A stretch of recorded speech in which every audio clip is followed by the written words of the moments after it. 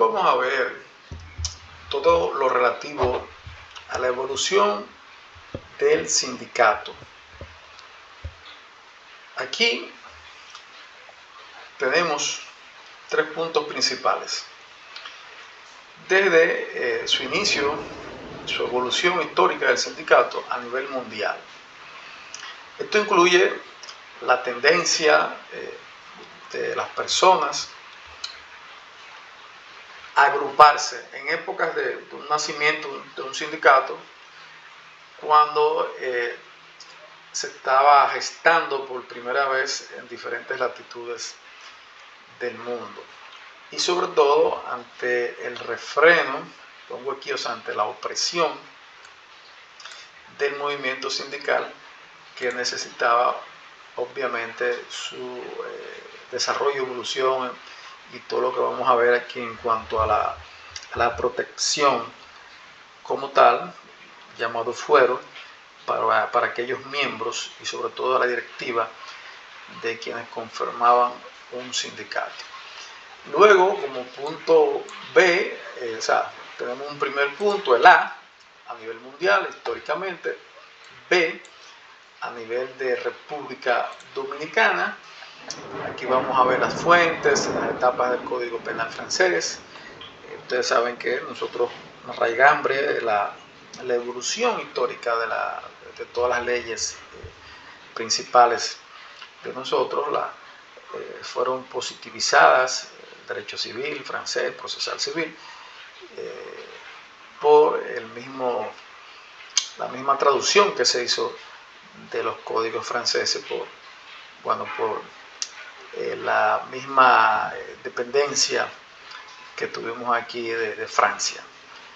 Y un punto último, la C. Aquí vamos a ver entonces la evolución ya histórica del nacimiento ya en República Dominicana, o sea, del sindicalismo dominicano. Ya aquí lo vamos a aplatanar. Okay.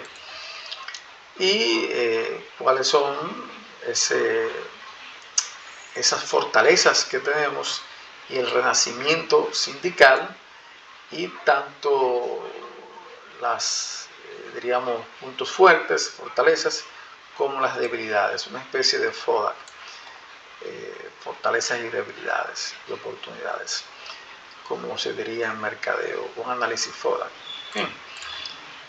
Entonces, pasando rápidamente al análisis de génesis, significa inicio, y la evolución misma del movimiento sindical, como dijimos, al punto A, en cuanto a la evolución mundial.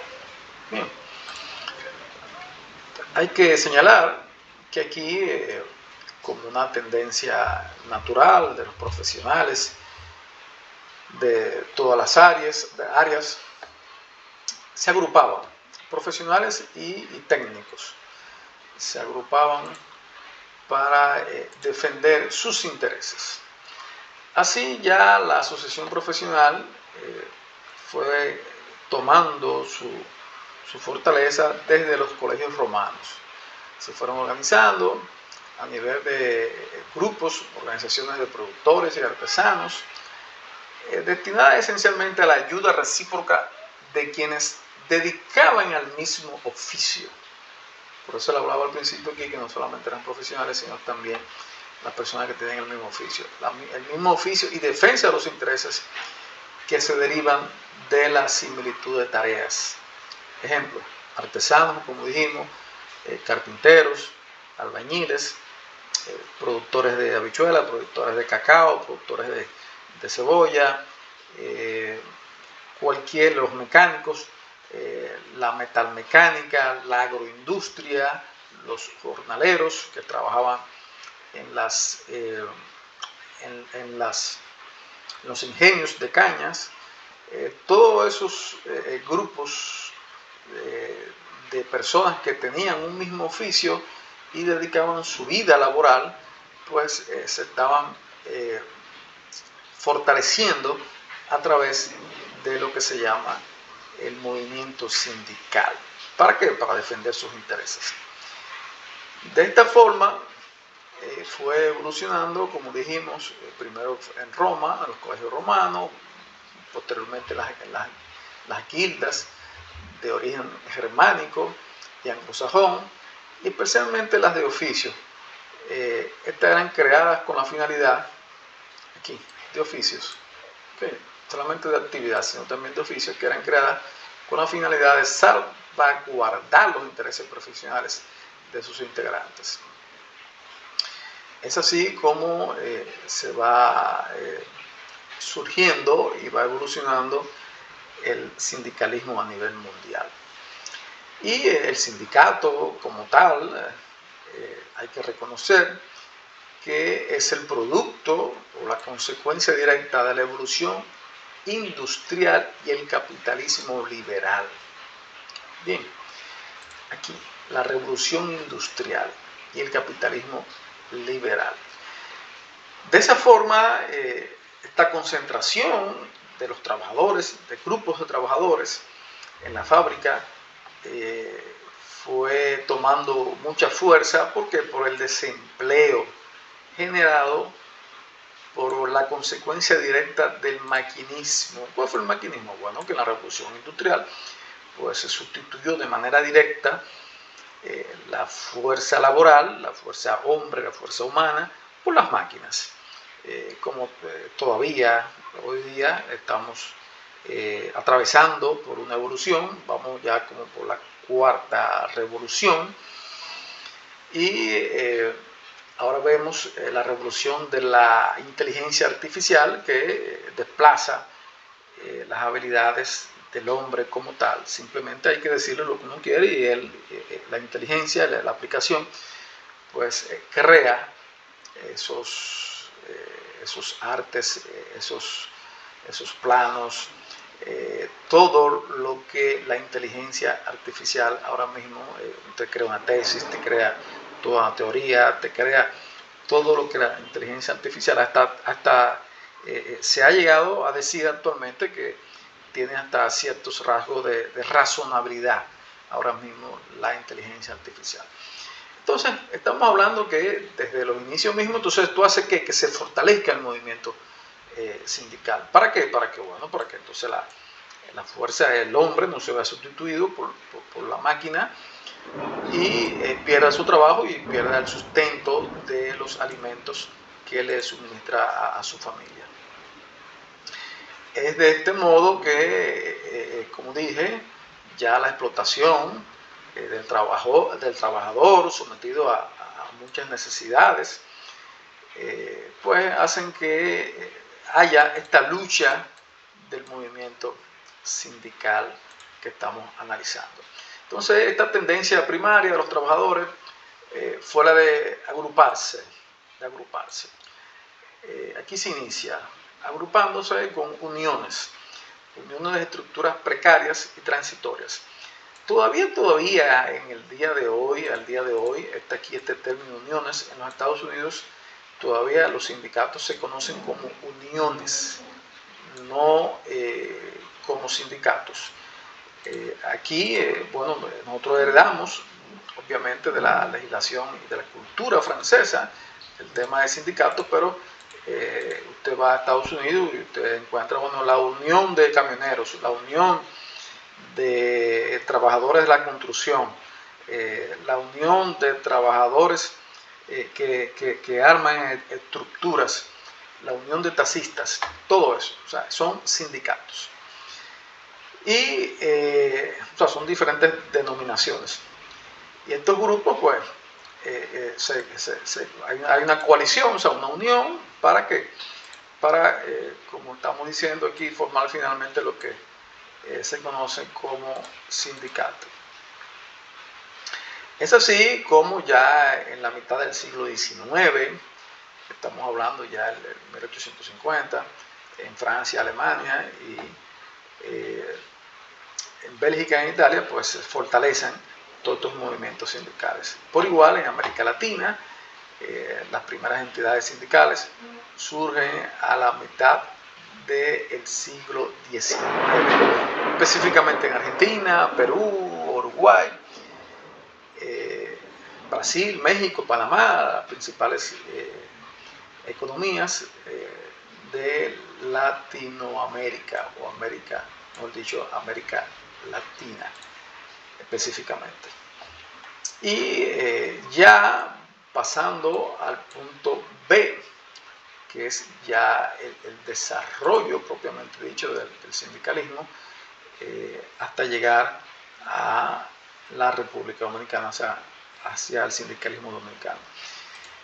Vemos que la concepción liberal de la época no pudo tolerar el fenómeno social de la agrupación sindical, y entonces en Francia, como dijimos anteriormente, pues se crean, se fomentan las primeras leyes. Aquí vamos a ver la ley de Chapelier, que ya de 1791, ¿qué hace esta ley? Pues prohíbe cualquier grupo considerado como incompatible con el orden social y la libertad individual. Es así como ya, aún siendo Francia una cuna de los derechos humanos, no obstante eso, como tal, se prohibió en ese momento el movimiento, todo lo que iba a ese trasfondo como movimiento sindical, e incluso hasta en el Código Penal, en su artículo 291, llegó a penalizarse todo lo que tenía que ver con las coaliciones obreras. Esto ya obviamente evolucionó.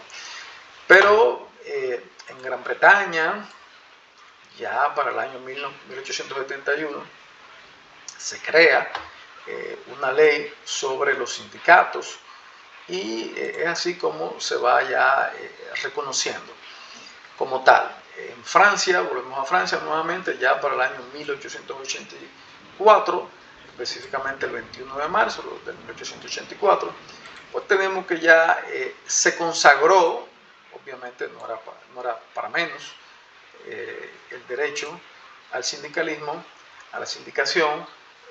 Recuérdense que Francia, bueno, es la cuna de la libertad, la igualdad y la legalidad.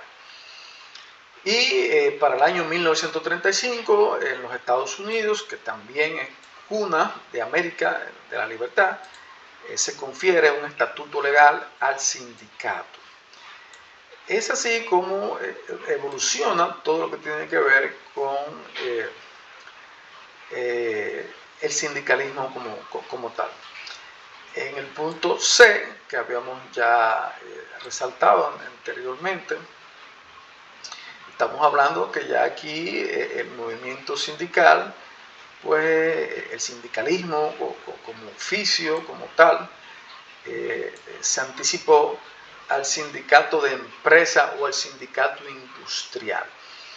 ¿Cuál es el sindicato de oficio? Bueno, las personas que reúnen el mismo quehacer, zapateros, bueno, aunque fueran de forma individual, cada quien tuviera su taller, un artesano, aunque cada quien tuviera su taller de artesanía, sea de barros en ese tiempo, o de costura, o de ebanistería, pues eran oficios comunes. Luego entonces pasó, pues aquí se anticipó, pasó al sindicato de empresa o al sindicato industrial.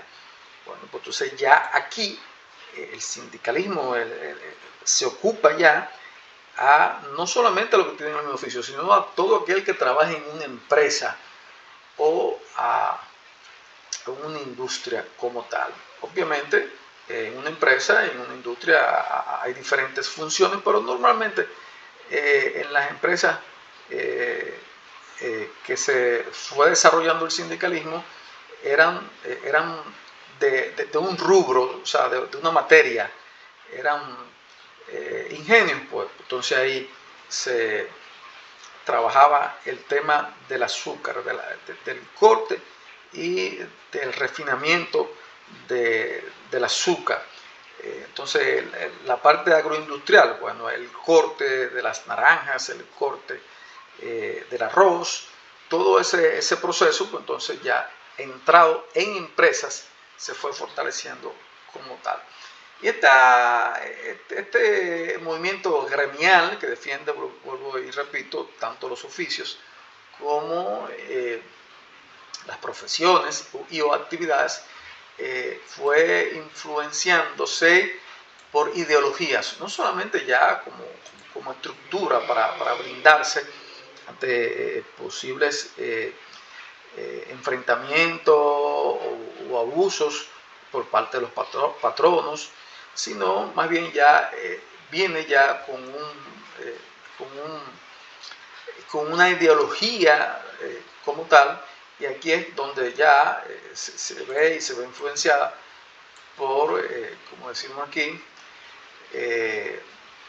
por algunos partidos que permean todo lo que tiene que ver con el movimiento sindical. Incluso hay partidos solamente laboralistas que defienden los trabajadores, partidos laboristas. Mientras que todo este movimiento sindical, vuelvo y repito, se desarrolla con las mismas características en Gran Bretaña, Estados Unidos y Suecia. Ahora hay que pasar al movimiento sindical dominicano. ¿Cuáles son sus fuentes jurídicas? La etapa del Código Penal en la República Dominicana. Hay que establecer que, aunque hubo la traducción del Código Penal francés, este artículo 291 del Código Penal que castigaba la coalición de obreros, aquí no lo adoptamos como tal, no recogimos esa interdicción del Código Penal francés. Sin embargo, pudimos nosotros autorizar implícitamente la reunión de los trabajadores con algunas limitantes, que era que no debían de llevar armas a las reuniones de dicha sociedad. Bien, o sea, recogía cualquier tipo de, vamos a decirlo así, de reunión que era lícita, pero no importaba que fueran religiosas, políticas o literarias, pero no podían llevar armas de fuego. Es así como esto va evolucionando, el movimiento sindical y la protección de estas actividades, y el artículo 219 del mismo código, pues posteriormente reputaba como reuniones de rebeldes las realizadas con armas, como dije anteriormente, o sin ellas, por los operarios o jornaleros de la manufactura y talleres cuando tuvieran por objetivo violentar o amenazar a la autoridad administrativa, a los oficiales o agentes de la policía o la fuerza pública. O sea, sí era reprimida, pero ya hasta actualmente, cuando tenía por objetivo amenazar, que eso obviamente eso puede ser tipificado como tal, a la autoridad pública. De este modo, del Código Penal hasta la incorporación de la ley 520, que era del año 1920, que era la que en ese momento incorporaba las asociaciones sin fines de lucro. Y ahí pues se recogía también las asociaciones gremiales.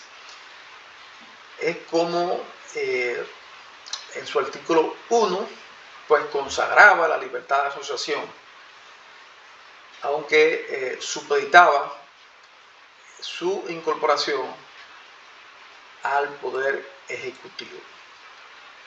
Es así como al estar supeditada su incorporación quedó, como establece aquí, seriamente afectada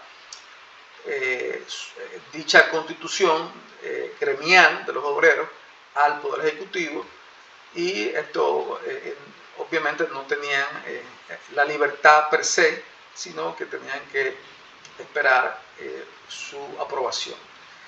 Es así como luego, con la ley 267 del 1940, ya dijimos que esta era el 1920, la 520 del 1920, es decir, 20 años después, la ley pues reconoce su existencia, la existencia sindical como tal, pero la limita al perímetro de la provincia que es incorporado el sindicato, y le señala como su presidente nato al gobernador provincial, por cuyo conducto debían realizar todas sus actividades.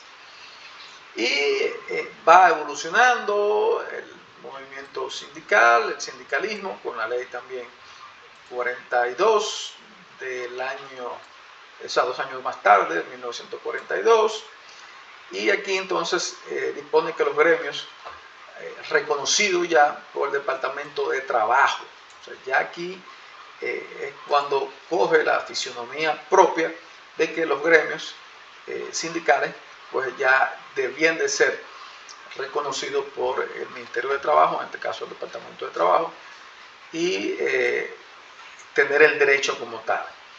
Es así como ya va evolucionando el sindicato, su reconocimiento.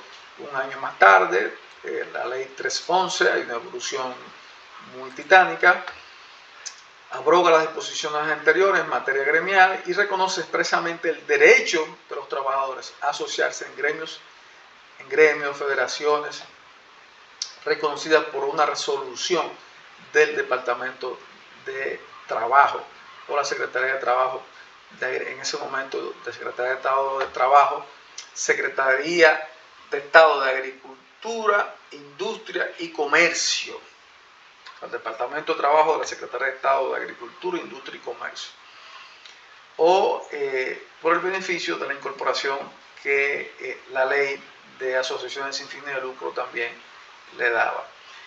Luego del 1943, 8 años más tarde, ya se dicta lo que es el Código Trujillo, el Código de Trabajo Trujillo, y que, como decimos aquí, la evolución legislativa del año 1940 culminó con la aceptación de las organizaciones laborales como entidades sometidas a un régimen jurídico propio, distinto a las asociaciones incorporadas. No fue sino hasta la codificación del Código de Trabajo Trujillo, como dijimos, el 51, cuando ya crea su propia estructura con todos los fines sindicales, las prohibiciones de prácticas antisindicales, cómo se formaba un sindicato, cuáles eran los beneficios del sindicato, qué implicaba un foro sindical. Todo esto es lo que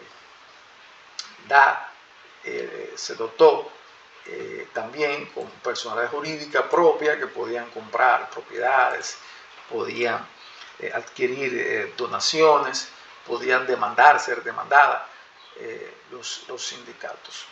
Es así entonces como la ley 695 del año 1965, posteriormente, autorizó a los tribunales de la República a cancelar el registro de los sindicatos si sus representantes legales o dirigentes provocaban, incitaban, patrocinaban, apoyaban de alguna u otra forma huelgas sin haber cumplido los requisitos de ley. O sea, cogió una fuerza tal que ya para el 1965 hubo que regular la manera en que el sindicalismo se venía trabajando, venía operando en la República Dominicana, porque se utilizaba ya como arma política y no tanto gremial, y desestabilizaba cualquier empresa, sea estatal o privada.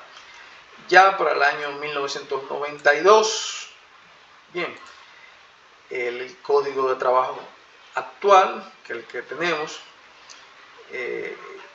recoge todo esas líneas generales establecidas en el Código de 1951 sobre el sindicato y todas sus desmembraciones que hablé anteriormente, y lo positiviza obviamente como tal, y también es parte ya a partir de ahí, ya de la Constitución de la República Dominicana,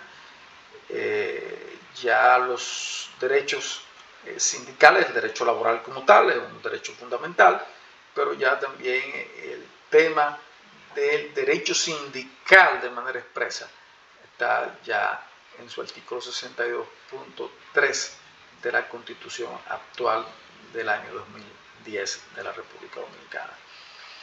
Es así como también tanto los convenios 87 y 98 de la OIT, de la Organización Internacional del Trabajo, ratificados por ambos por la República Dominicana, pues habla uno sobre la libertad sindical y la negociación colectiva. O sea, uno de la mano con el otro, el 87 y el 98, ambos establecen